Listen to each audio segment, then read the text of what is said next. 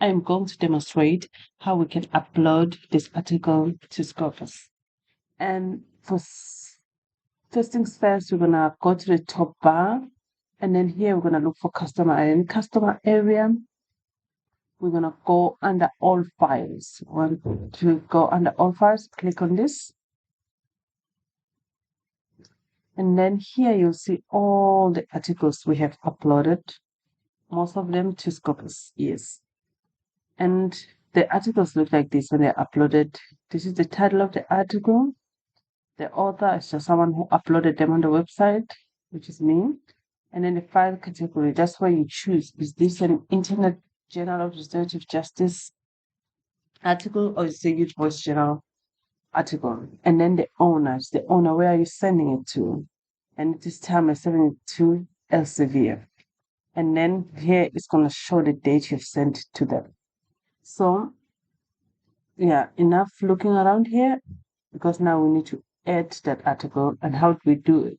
We go up here and then you say add new. You click on add new and then this will appear. And then here you want to add the title of the article. I should have opened it, but I didn't. So I'm going to open the article here so I can copy and paste. And this is the article we're looking for.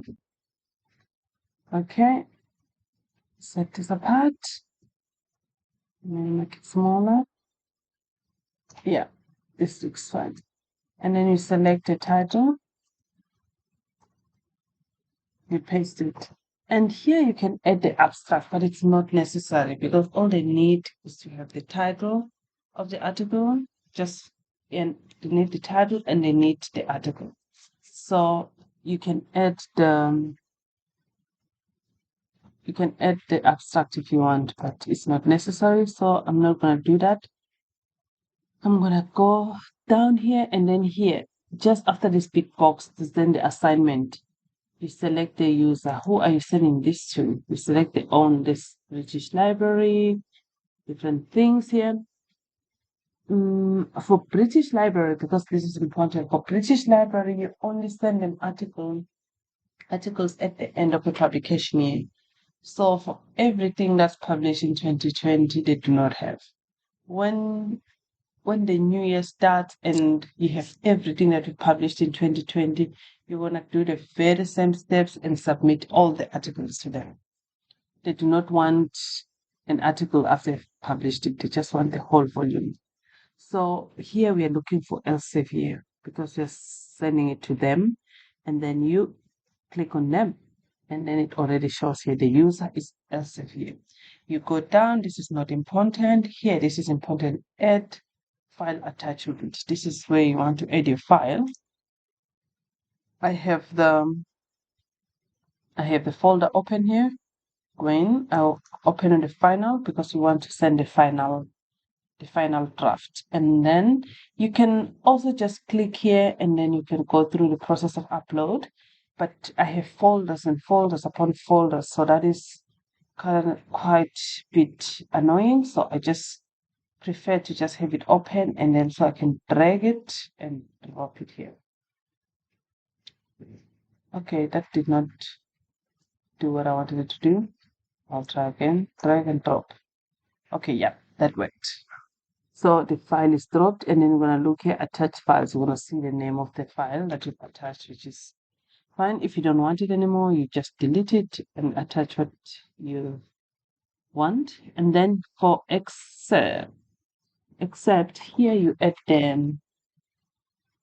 It's just some extra information you want to give to Elsevier, like, oh, what do you want to do? Do you want to say something specific about the article or anything they should note?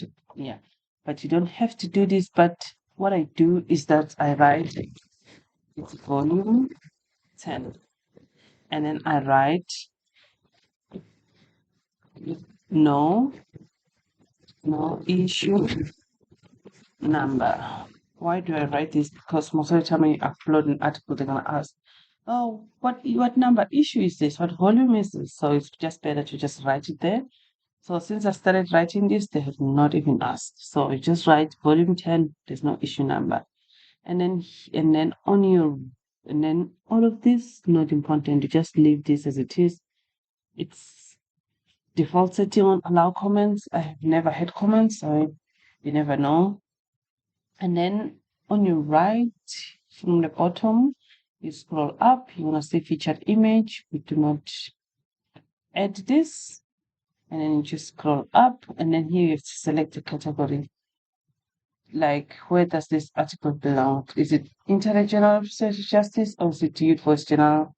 The Youth Voice Journal. In this case, it is the Internet Journal of Research of Justice. You're going to select it. And then once you've done this, you're going to click publish. And then your article is gone, just like that.